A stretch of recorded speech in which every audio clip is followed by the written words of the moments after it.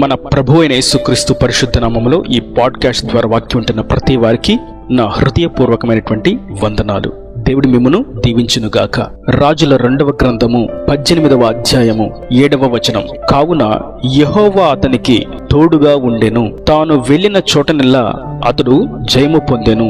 చదివినటువంటి వాక్య భాగంలో తాను వెళ్ళిన చోటనెల్లా అతడు జయము పొందెను అనేటువంటి విషయాన్ని మనం చూస్తున్నాం. మరియు యెహోవా అతనికి తోడుగా ఉండుట చేత అని కూడా చూస్తున్నాం. ఒక విషయంలో జయమును పొందాలి, విజయాన్ని చవి చూడాలి, సాధించాలి అని ఆలోచించినట్లయితే ఆత్మీయంగా క్రీస్తును అంగీకరించి క్రీస్తు సత్య మార్గంలో క్రీస్తు స్వారూప్యులకు మార్చబడ్డానికి వెళుతున్నటువంటి ఈ యొక్క ఆత్మీయ యాత్రలో మనము జయము పొందుకోవడానికి ఒకే ఒక హేతువు మనకు ఉన్నది. అది దేవుని యొక్క తోడు. ఈ చదివినటువంటి పాఠ్యంలో హిజ్కియాను గురించి మనం చూస్తాం. అతడు దేవుని తోడును పొందుకున్నవాడుగా ఉన్నాడు. తాను ఎక్కడికి వెళితే అక్కడ జయమును చూస్తూ ఉన్నవాడుగా ఉన్నాడు. అది ఫిలిస్తీలే గాని, అష్షూరే గాని, గాజానే గాని, ప్రాకారములు కలిగినటువంటి పట్టణమే గాని, గుడిసెలే గాని, ప్రతి ప్రాంతంలో ప్రతి వ్యతిరేక జనుల మధ్య అన్ని కోణాలలో జయమును పొందుకున్నవాడుగా ఉన్నాడు హిజ్కియా. కేవలం ఒకే ఒక్క కారణం, యెహోవా అతనికి తోడై ఉండుట చేత. వాక్యం వింటున్నటువంటి నా ప్రియ సహోదరులారా, జయమును చూడడానికి అనేకమైనటువంటి ప్రయత్నాలు, అనేకమైనటువంటి కార్యాలు, అనేకమైనటువంటి తీర్మానాలను తీసుకుంటూ ఉంటాం. అయితే ప్రాముఖ్యంగా గమనించవలసినటువంటి విషయం ఏదనగా, మనము జయమును పొందుకోవాలంటే ఖచ్చితంగా ప్రభువు మనకు తోడుగా ఉంటే తప్ప జయమును చూడలేము. అయితే హిజ్కియాను గూర్చే ఈ మాట మనం చూస్తున్నాం. హిజ్కియాకి దేవుడు ఎందుకు తోడుగా ఉన్నాడు? చాలా తక్కువ మందిని గూర్చి బైబిల్ గ్రంథంలో ఈ మాట వ్రాయబడి ఉన్నది. యెహోవా అతనికి తోడై ఉన్నాడు, దేవుడు అతనికి తోడై ఉన్నాడు అని. మరి దేవుడు ఎవరికి తోడుగా ఉంటాడు? ఈ విషయాన్ని మనం గమనించాలంటే ఇదే వచనాన్ని కొంచెం పైనుండి మనం చూసినట్లయితే హిజ్కియా ఏం చేశాడు, హిజ్కియాకి దేవుడు ఎందుకు తోడుగా ఉన్నాడు అన్న సంగతి మనకు అర్థమవుతుంది. 6వ వచనం.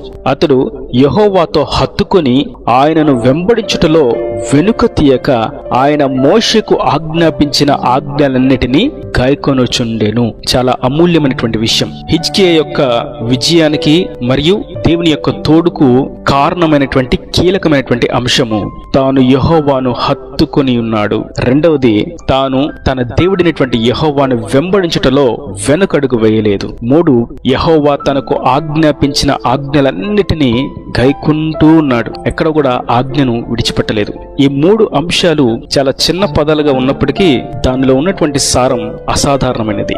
చాలా చోట్ల మనం చూస్తూ ఉంటాం, ధనాన్ని హత్తుకొని ఉండడం, లేదా భార్య భర్తను హత్తుకొని ఉండడం, భర్త భార్యను హత్తుకొని ఉండడం, తల్లిదండ్రులు బిడ్డలను హత్తుకొని ఉండడం, ఉద్యోగస్తులు వారి ఉద్యోగాన్ని హత్తుకొని ఉండడం, వ్యాపారస్తులు వారి వ్యాపారాన్ని హత్తుకొని ఉండడం. ఇలా మనం చూస్తూ ఉంటే పాప రోత జీవితంలో ఉన్నటువంటి వ్యసనాలకు బందీ అయినటువంటి వారు మద్యపానాలను హత్తుకొని ఉండుట, మాదక ద్రవ్యాలను హత్తుకొని ఉండుట, శరీరాన్ని పాడు చేసేటువంటి రోగ సంబంధమైనటువంటి మత్తు పదార్థాలను హత్తుకొని ఉండుట, వ్యభిచార క్రియలను హత్తుకొని ఉండుట అనేటువంటి పాప క్రియలను హత్తుకొని ఉండేటువంటి వారు కూడా మనకు తటస్థిస్తూ ఉంటారు. అయితే నేటి వాక్యం వింటున్నటువంటి నా ప్రియ సహోదరులారా, దేవుడు తెలియచేసినటువంటి అతి శ్రేష్టమైనటువంటి విషయం ఏదనగా, దేవునిని మనము హత్తుకొని ఉండాలి. హత్తుకొని ఉండుట అనగా గుండె యొక్క స్పందన, గుండె చప్పుడు, ఆ మనిషి యొక్క వాసన కూడా తెలిసే విధంగా ఉంటుంది. హత్తుకొని ఉండుట బట్టి మనము ఆయనను హత్తుకొని ఉన్నప్పుడు ఆయన మనస్సును మనం ఎరిగిన వారముగా ఉంటాం. మనము ఆయనను హత్తుకొని ఉన్నప్పుడు ఆయన యొక్క సువాసనను అనగా ఆయన యొక్క చిత్తాన్ని, ఆయనకు ఏదైతే ఇష్టమో ఆయన యొక్క జాడల సారం ఏమై ఉన్నది అనే విషయాన్ని గ్రహించగలుగుతాం. ఆయనను హత్తుకొని ఉన్నప్పుడు మనము ఆయనను మాత్రమే అంటుకొని ఉంటాం. ఈ సందర్భంలో ప్రభు తన ఉద్దేశాన్ని ఇంకా నెరవేర్చడానికి, బలపరచడానికి, ధైర్యపరచడానికి, ప్రోత్సహించడానికి, విశ్వాసంలో పురుకొల్పడానికి, నిరీక్షణ కలుగు చేయడానికి ఆయన తోడుగా ఉండి ప్రతి చోట ప్రతి పనిలో జయమనుగ్రహిస్తాడు. రెండవదిగా, ఆయనను వెంబడించుటలో వెనుక తీయకపోవుట. మనం చాలా సందర్భాల్లో చూస్తూ ఉంటాం, ఈ ఆత్మీయ యాత్రలో వచ్చేటువంటి ఒడిదుడుకులను బట్టి, శ్రమలను బట్టి, కష్టాలను బట్టి, ఇబ్బందులను బట్టి, బాధలను బట్టి, కన్నీటిని బట్టి, దుఃఖాన్ని బట్టి దేవుడు ఉన్నాడా అనేటువంటి దుష్ట సంబంధమైనటువంటి ఆలోచనతో అప్పటి వరకు మందిరానికి వెళ్తూ ఉండేవారు నిలిచిపోవుట, అప్పటి వరకు వాక్యాన్ని ధ్యానించేవారు వాక్యాన్ని ప్రక్కన పెట్టి లోక విషయాలను ధ్యానించుట, అప్పటి వరకు ప్రార్థన చేసేవారు దేవునికి ప్రార్థించడం మానివేసి లోకంలో ఉన్నటువంటి సృష్టిని పూజించుట అనేటువంటి వాటిని అనుసరిస్తూ ఉంటారు. దాని అర్థం క్రీస్తును అనుసరించుట మానివేశారు, ఆయనను వెంబడించుటలో వెనుకడుగు వేశారు, ఆయనతో సహవాసాన్ని కోల్పోయారు, ఆయన చిత్తాన్ని చేయడానికి ఏమాత్రం మనసు నిలిపిన వారు కారు అని దాని అర్థం. అయితే హిజ్కియా ఎన్ని ప్రతికూల పరిస్థితులే అయినప్పటికీ ఆయనను వెంబడించుటలో ఏమాత్రము కూడా వెనకడుగు వేయలేదు. అష్షూరు రాజు చాలా బలమైనవాడు, అనేకమైనటువంటి దేశాలను ఓడించి ఇజ్రాయేల్ దేశం మీదకి వచ్చాడు. ఆ సమయంలో హిజ్కియా చాలా భయపడ్డాడు, చాలా భయాందోళనలకు గురయ్యాడు.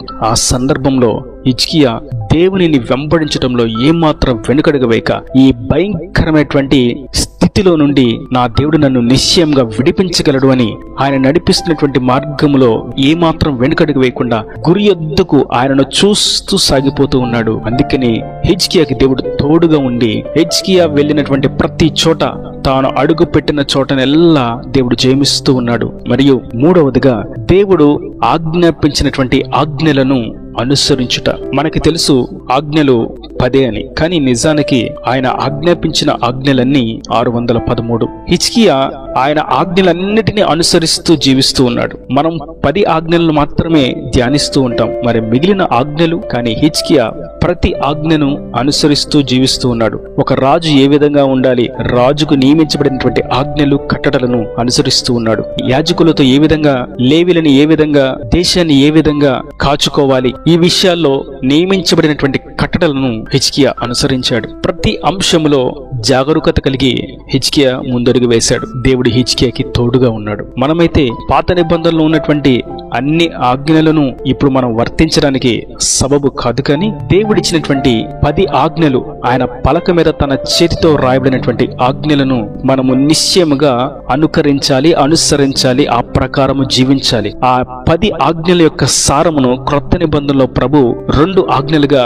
స్పష్టంగా వివరించారు. అది నీ దేవుడిని యెహోవాను పూర్ణ హృదయముతో, పూర్ణ బలముతో, పూర్ణ వివేకంతో, పూర్ణ శక్తితో ఆరాధించాలి అని, మరియు రెండవదిగా నిన్ను వలె నీ పొరుగు వారిని ప్రేమించాలి అని. ఇప్పుడు ఈ ఆజ్ఞలను మనం జాగ్రత్తగా చూసినట్లయితే ఈ 2 ఆజ్ఞలు కూడా ఒక్క మాటతో నిగూఢమై ఉన్నవి. అది ప్రేమ.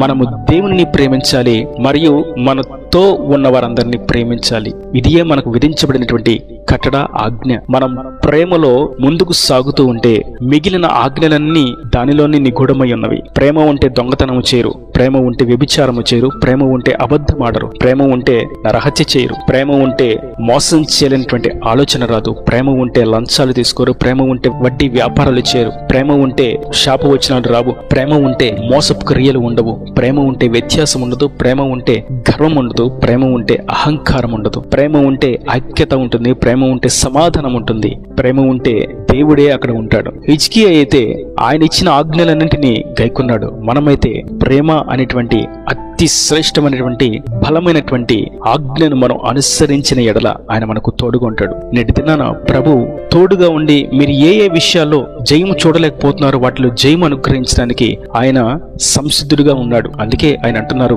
మీరు నన్ను హత్తుకుని ఉండండి, మీరు నన్ను అనుసరించట్లో ఏమాత్రం వెనుకడుగు వేయొద్దు, నేను ఇచ్చిన ఆజ్ఞలను ఖచ్చితంగా మీరు అనుసరించి జీవించండి, నిశ్చయంగా నేను మీకు తోడుగా ఉండి మీరు చేస్తున్నటువంటి ప్రతి పనిలో జయం అనుగ్రహిస్తాను. ఉద్యోగంలో ఇంటర్వ్యూలకు వెళ్తున్నా, ఎగ్జామ్స్ రాస్తున్నా, వ్యాపారాన్ని ప్రారంభిస్తున్నా, ఒక ప్రత్యేకమైనటువంటి పని కొరకు ప్రయాణాలు చేస్తూ ఉన్నా, విదేశాలకు ప్రయాణం చేస్తూ ఉన్నా, తీర్పుల కొరకు న్యాయపీఠాన్ని ఆశ్రయించిన, పరిచర్య అయినా, కుటుంబ వ్యవహారాలే అయినా, ప్రతి క్రియలో, ప్రతి పనిలో దేవుడు జయం అనుగ్రహిస్తాడు. శ్రేష్టమైనటువంటి ఈవులతో అలంకరిస్తాడు. జయించలేని వాటిని జయించే శక్తిని ఇస్తాడు. ఆత్మీయంగా పాపాన్ని జయించలేనటువంటి స్థితిలో ఉంటే, ప్రభువా నేను నిన్ను హత్తుకుని ఉంటాను, నేను ఈ మందును, ఈ సిగరెట్ ని, మాదక ద్రవ్యాలను, వ్యభిచార క్రియలను, ఈ దొంగతనాన్ని, అబద్ధమును, వేశ్య సాంగత్యమును, అసహ్యమైనటువంటి క్రియలను, అబద్ధాలను, మోసపు క్రియలను, వ్యత్యాసాలను, వీటన్నిటినీ నేను జయించలేకపోతున్నాను. నా చూపులు, తలంపులు, ఆలోచనలను నేను జయించలేకపోతున్నాను.